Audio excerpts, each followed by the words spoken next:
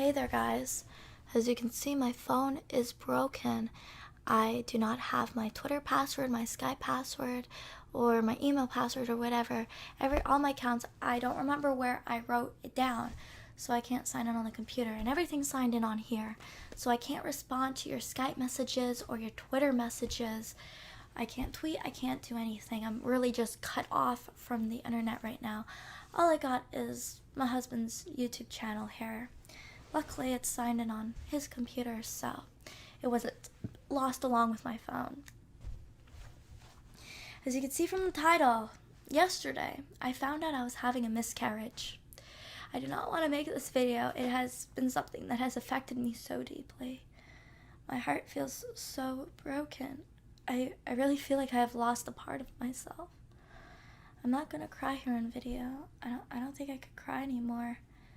I have cried so many tears, I don't think I can. This has been something so messed up. But I want to talk about, I didn't want to make this video, but I feel like I need to talk about my experience here for many other women who may be planning on conceiving. Sorry about the noise. The little kitten is running around the room because she's a kitten. That's what kittens do. And I want to talk about my experience because a lot of women do not talk about miscarriages. There's only a handful of YouTube videos out there. There's quite a few, but, you know, the more the merrier. So I found out I was pregnant, and I took my pregnancy test in April, and that's when I officially found out I was pregnant.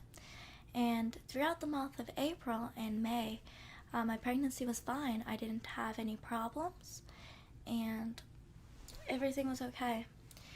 But when June hit, I started to bleed down there like I was having my period. Now, this may be a bit too much information for you, but my periods have always been very light. They have always lasted a day or two, no longer than 3 or 4 days. I've never needed a full pad or a full tampon. I always use these little liners, which are like a very thin version of a pad. And I didn't think much of this. I thought, okay, well, I just have light periods.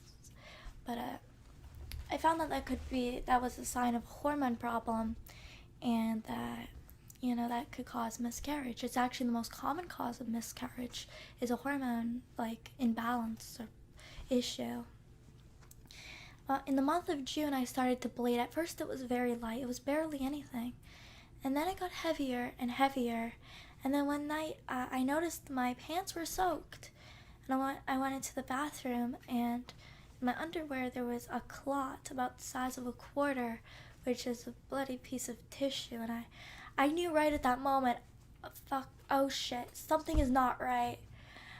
Before then, I was having, ever since I found out I was pregnant, I was having nightmares of miscarriage and losing my baby. It was these intense nightmares and fears, and it was causing a lot of anxiety. I thought at first it was caused by an ex-friend of mine, Sinead McCarthy, who used to do YouTube videos under Goyam Goddess, Shiksa Goddess, whatever, Firestarter. She was saying to me that well, not directly to me, but on her show, that she hopes that I have a miscarriage. She hopes I lose my baby, that I get deported. She was saying a lot of terrible things. We used to be friends, but we're not anymore. It was just typical mean girl drama. I don't know if you guys have seen us going back and forth on Twitter. And it was like high school mean girl drama. At one point, she threatened to sue me. She contacted my mother-in-law and said, "You better make Cody and Veronica stop tweeting at me, or else I'm going to sue you. Cease and desist." It's just typical mean girl drama, and it's terrible. But Sinead, I hope you're happy that I'm actually having a miscarriage now. So, you know, and I hope you're happy. You're probably laughing at this video right now because that's what people like you do. Terrible people. But when I was bleeding a lot, and the bleeding lasted for like 2-3 weeks straight, it wasn't always heavy. It was like light, but I knew there was something wrong with me. Mother-in-law convinced me, hey, let's just go to the doctor, see if they can hear the heartbeat, see if everything's okay. and I went to the doctors. I had a fear of doctors. I don't really trust the medical industry. I was very anti-ultrasound, as you probably have seen in my boob video. I wasn't planning on getting one at all. I read this book right here, the 50 human studies that indicate extreme risk of prenatal ultrasound. And basically this book is about how there are no studies done on ultrasound in the USA. There are absolutely none done on humans. They did some on animals, and they found ADHD-like symptoms in mice and some terrible defects, and they refused to do any research on humans, and doctors who have tried to get research done have been defunded or called crazy. But in China, where they do not have these weird medical system, in China they were able to do 50 human studies. They had around 3,000 women, and what they did was they gave the women an ultrasound, and then they aborted the baby right after, and they compared the aborted ultrasound baby with a aborted baby that did not receive an ultrasound. And what they found is that in the ultrasound baby, there was cell damage, there was problems, it was less healthy than the baby that did not have the ultrasound.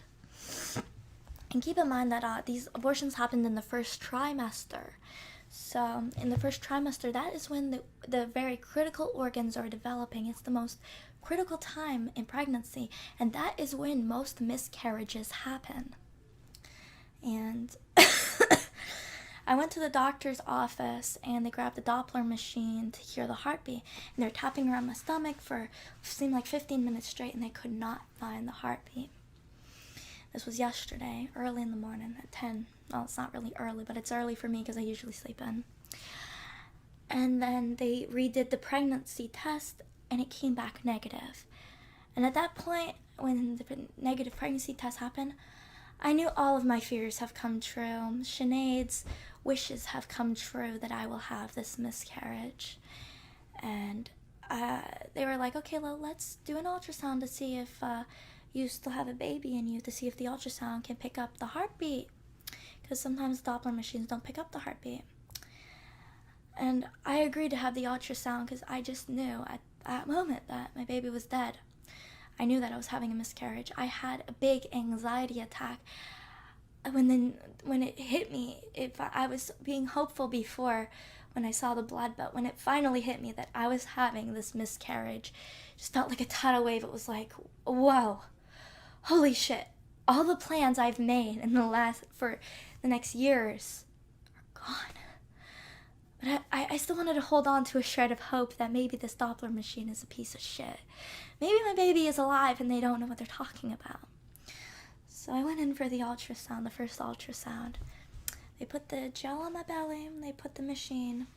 I did not want to look at the machine, but my sister-in-law did. And it looked weird, according to her. The machine was silent, we didn't hear anything. And then after, the doctor, she had a really stern look on her face. She was blonde-haired, blue-eyed. She was a beautiful lady, beautiful young lady. But she had a very stern look on her face, and she was doing the ultrasound for quite an awful lot of time. And I don't know how long it was. You gotta understand, I was very nervous and I was feeling so horrible and terrible. And then she was like, okay, well, I want to do a transvaginal ultrasound now. I'm like, what is that? And she takes out this plastic rod, and it was about that thick, and she's like, okay, well, it's gonna go in you, it's not gonna hurt, don't worry. And I'm like, oh god. And I didn't want to do it at first, but she's like, we really want to see if we can, really need to see this. And I just gave it, and I'm like, okay, well, maybe they will see if my baby's alive with this thing. I don't know, but I took off my pants, and I let her stick that thing in me. Ugh, it's awful. And she did. And she had the same, just neutral expression, stern, neutral expression. I could tell this girl was German. She was beautiful. I didn't want to look at her. I was trying to keep my mind off of things. I was trying not to freak out. So I was talking to my sister-in-law. She was holding my hand and telling me everything's okay. And she was just being very supportive and awesome. And then after the ultrasound was done, they told us to go back to the main obstetrician office, and they got the results. The doctor looked at it and said, yeah, you don't have a baby in you anymore. That's not a baby. That is, we don't even know. That's like just fetus tissue. It's some parts of a baby, but it's not alive anymore. There's no heartbeat. Hearing that, it stung, you know. I feel like I've lost a piece of myself. It felt so terrible. I really felt bad. And they told me that 1 in 4 women have miscarriages, and that it's very common to have a miscarriage with the first baby. This freaking kitty wants attention, and since I'm talking to you guys, she's getting jealous. This little kitty doesn't fail to make me smile even when I'm talking about one of the most darkest moments of my life. I went home and I checked those statistics to see if they're right, and what I found was that indeed they were correct, that miscarriages were a lot more common than I previously thought. In fact, one website said that 50% of pregnancies are miscarried. Some women, they don't even know that they are miscarrying because they do not take a pregnancy test because they didn't miss their period yet. Please don't go near the microphone. And they just end up having a late period that's very heavy and has lots of clots, and they think, oh well, it's just my period, whatever, and they just go on thinking nothing of it. And that happens quite often, and they don't have to deal with the heartbreak that I feel because they never made plans. They never bought a baby bassinet or a baby pool or a baby freaking tub or little baby clothes. They never made plans. It really hurts. I had to get all the baby stuff just out of the house, away in the shed. I had to just get it away from me because it's terrible, you know, seeing what could have been the plans I made for the next 18 years, maybe longer. For the rest of my life, the plans just went, and I just have this moment of hopelessness and not knowing what to do. It's just the most terrible feeling ever. Hearing that your baby is dead. Even though I didn't hold my baby in my arms and feel my baby and see it, I still had a connection because I knew it was there growing in me. I felt the pregnancy symptoms. I felt everything. You guys even noticed my boobs grew, and I was feeling the morning sickness. I felt everything. I felt everything. Everything was there, and then I was told, no, actually the baby's dead. It was a big shock to me. I've been watching YouTube videos of women talking about their miscarriages, and they're going through the exact same thing, the exact same emotions that I am, and it was really comforting knowing other women were experiencing the same thing. It's just so cruel. I want to go into talking about the causes of miscarriage, because most of the time miscarriage is not the woman's fault. In fact, like 90% of the time, it's not. The causes are biological. As I said at the beginning of the video, most miscarriages happen in the first trimester. That means in the first 3 months. The most common problems are a hormone problem. As I mentioned at the beginning of the video, my periods were always very light, and that's actually a sign of a hormone problem. So that's the most likely cause of my miscarriage. But there's also a cervix deformities that could happen. The cervix is like a thing in the vagina. No, I'm not going to go into detail about the cervix and how it works, but you guys can read up on that if you're curious. But the cervix could be damaged either due to abortion or due to a birth defect, or there's a surgery, whatever. The cervix is damaged and deformed, and it can't hold the baby. There's also an infection or a medical condition such as diabetes or a thyroid problem. There's immune system responses, and there's also having a different blood type than your partner. I mean, when the mother has a rare negative blood type and the partner has a positive, the mother's body will actually destroy the baby, thinking it's like a foreign substance. Now, I used to think I had a negative rare blood type because I swear my mom told me it was O negative, but the blood tests actually say I'm O positive. So that couldn't have been. O positive is one of the best blood types to have for pregnancy. There's uterine abnormalities that could also cause miscarriages, and physical problems just like a deformed pelvis. And when women were wearing corsets, they wore them for years and they actually deformed their pelvises, and that is what caused a lot of deaths during childbirth and back in the day. I was reading into a lot of stuff too on pregnancy. I read up on the Latino paradox, and what is very strange, what the Latino paradox is that Latino women are actually having healthier pregnancies than Black, white, and Asian women. They are they are not having as many stillborns or miscarriages, and doctors and everyone's like, what the fuck, why is this happening? I thought maybe one of the causes was that they weren't having ultrasounds. These Latino women were just going through their pregnancy without any prenatal care, nothing. They were just, living their life, even though they're pregnant, living their life as normal. They weren't making any drastic changes. And that could be a cause. Who really knows, though? Maybe Latino women just have something special with them. A lot of Latino women give birth at home in their houses or in the middle of the jungle or whatever. They don't actually go to hospitals. Here in the U.S. they do, but back in Mexico, I mean. So if you're interested, read up on the Latino paradox. It's very strange. Doctors are scratching their head. They're like, are we doing something wrong? Is there something special about Latino women? What's going on here? So, but because there's not a lot of research done in pregnancy and babies in general, it's considered to be cruel to experiment on pregnant women, and I understand that, but we need to understand how our bodies are working. We need to understand what is going on so we can have healthier children. There's so many kids who have food allergies and are born with autism and a lot of problems, and from what I've seen, autism is on the rise. It's happening a lot more often, but a lot of these statistics, like in this book, they had a chart where they said autism rose in, I believe, 1995. But what happened in 1995 is that Asperger's syndrome was added to the autism spectrum. So everyone with Asperger's was now diagnosed as autistic. So that could also be the cause for that. I don't know. I'm still, trying to research stuff.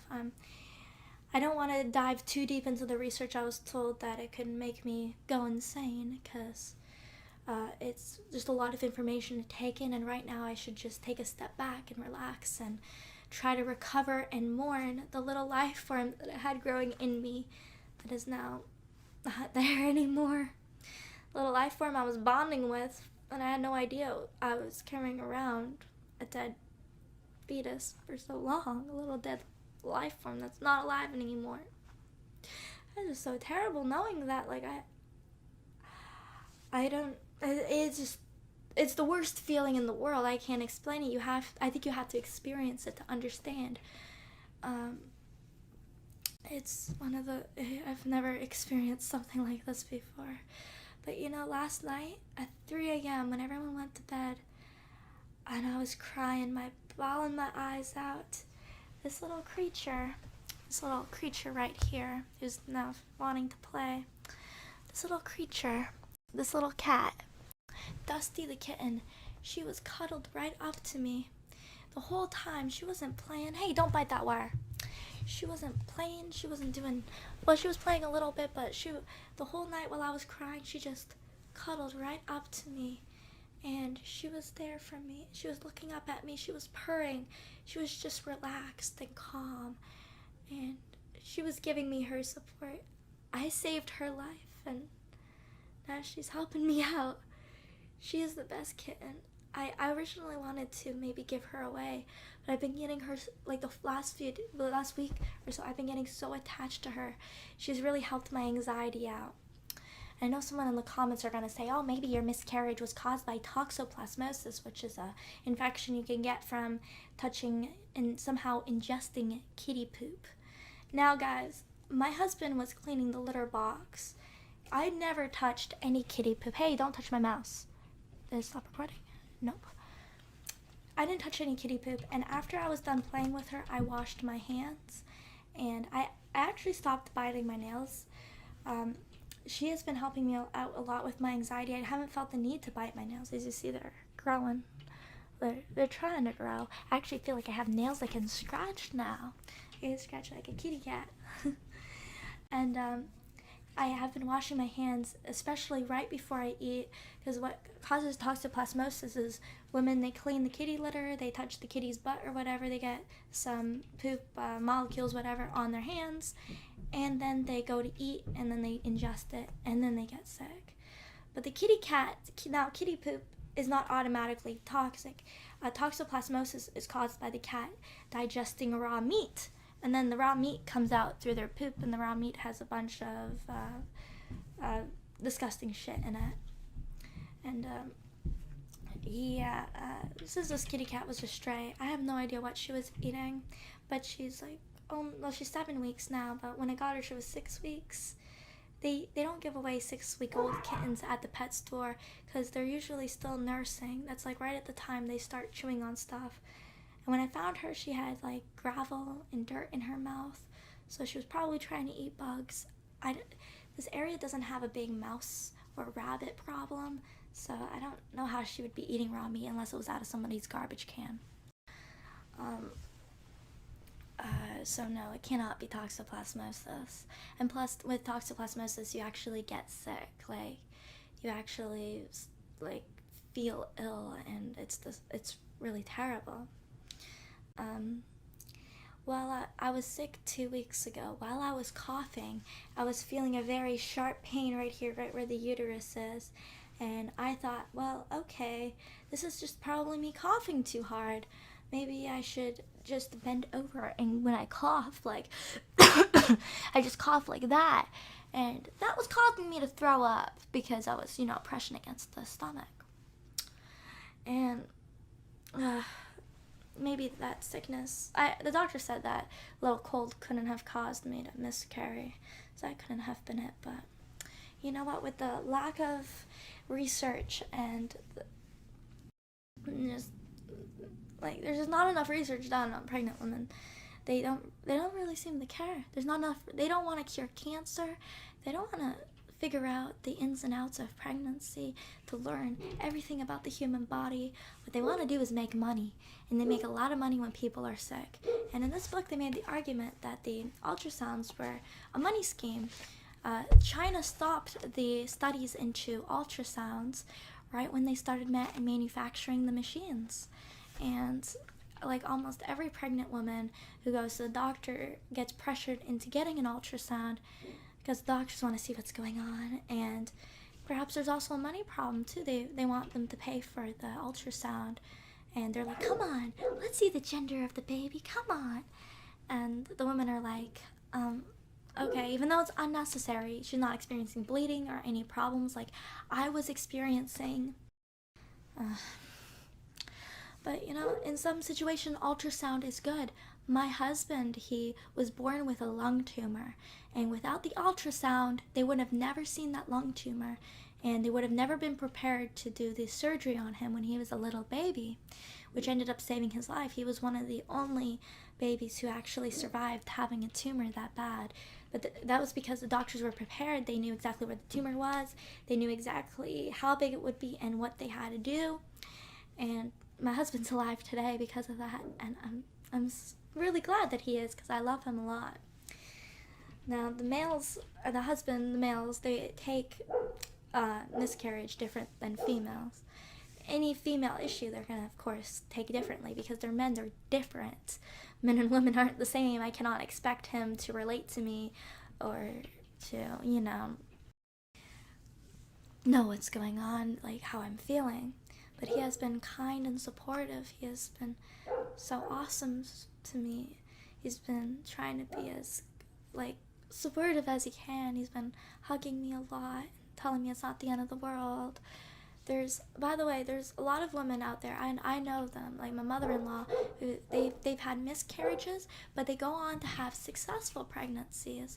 My mother-in-law, she had 2 miscarriages and ended up having 3 real babies that are alive today and healthy. So, yeah, that's really great. A lot of women, they lose, I was told that, and I read up, that they lose the first pregnancy.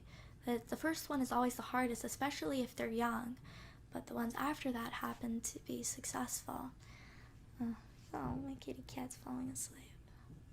But you know, this little creature right here, this little cute little kitten, this cute little thing, has been so great to me. She has been by my side. She's been distracting me, making me feel better. This little creature right here, I saved her life, and now she definitely has repaid me. I am so glad I saved her. You have no idea, guys. I really want to thank this little kitten, but also my friends and my family, especially my sister-in-law who was there holding my hand while that ultrasound was happening and I was feeling anxious as hell. My mother-in-law who hugged me when they told me the news, and my friends, you know who you are. I'm not going to name you all by name because you're not going to like that. But I have plenty of friends, like, right, I told them the news and they were there for me and they're like, you know what, this isn't the end of the world. They were saddened too by this, but they gave me the support and they made me smile and they made me feel better, and I know I'll get through this. The video uploads on this channel are going to be inconsistent, but I'm still going to make videos. I'm going to try to push them out there because you know what? I got to keep my mind off this. I can't be moping around mourning forever. I cannot let this event ruin my life. I cannot let this destroy what I am because I'm still young. You know, if it's just a hormone problem, that can be fixed. That's really easy. And even with cervix problems, they can fix that up with a stitch. And I know in the future, I don't want to have babies right away. I definitely want to wait a few years. I really need to process this. This has been such a life-changing event. This has been one of the worst. Yesterday was one of the worst days of my life. This is one of the biggest disappointments, one of the biggest, I don't know how to explain it. I can't find the words to describe the deep sorrow that I feel.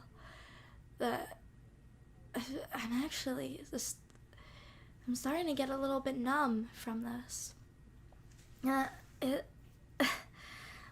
I originally was not going to make this video because it's nobody's business.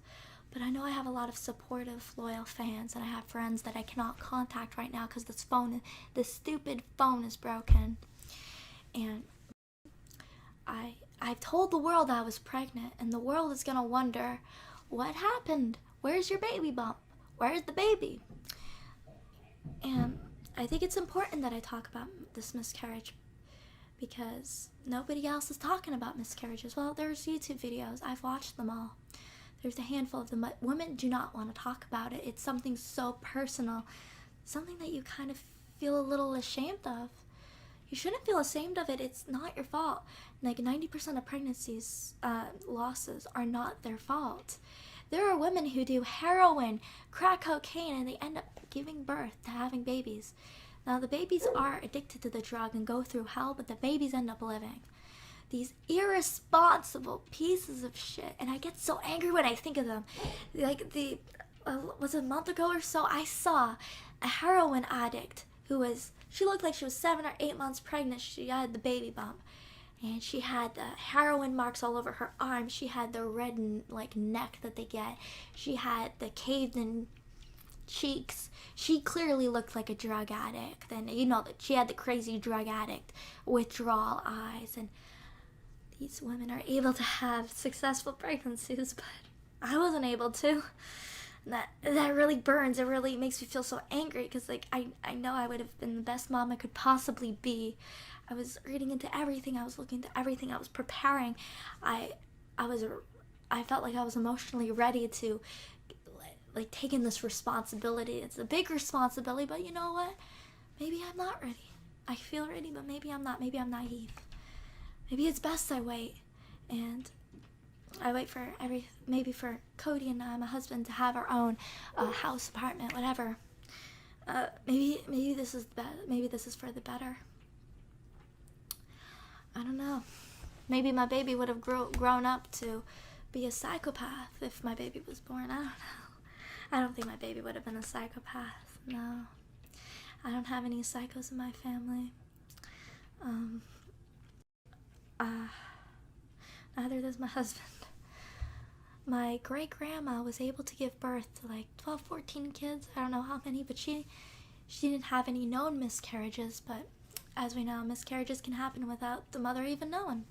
I know I've been rambling on and on for a long time here, but it does kind of help to get it off my chest, and I think this video will help quite a few women out there who are thinking about pregnancy. And don't be afraid of miscarriage. You know that it is a possibility, but don't be afraid that it's gonna happen. It does happen quite often. It can happen, and make sure your hormones are right. Make sure you're healthy and everything before you do it. Maybe it's a possibility I was too small. I do have a very small waist. I'm only a size 3. Sometimes I fit into a size 1. I don't know. I don't want to think about the causes or what I could have prevented, because I was eating healthy. As healthy as I could. I know I drank a Coke in my last video. That's like the only Coke I had in months. Just one Coke. There's some women who go through their whole pregnancy drinking Coke, eating fast food, and they end up giving birth to, well, the babies live. I can't say they're exactly healthy because their mom had a bad diet, but they live. They have a chance at life. My little life form that was growing in me didn't have a chance at life. I don't think we should call unborn babies fetuses. That's such a weird, gross word. We should call them life forms. The song Life Form by Daughter really stuck with me last night, and I was listening to Hole, which is Courtney Love's band. A lot of people don't like Courtney Love, but I do really relate to her because she was always a controversial person. She got a lot of shit for the shit she didn't do. People believe she killed her husband, Kurt Cobain, but that's another topic for another video, another time. If you're still watching after 33 minutes almost, thanks for watching this video and listening to me, and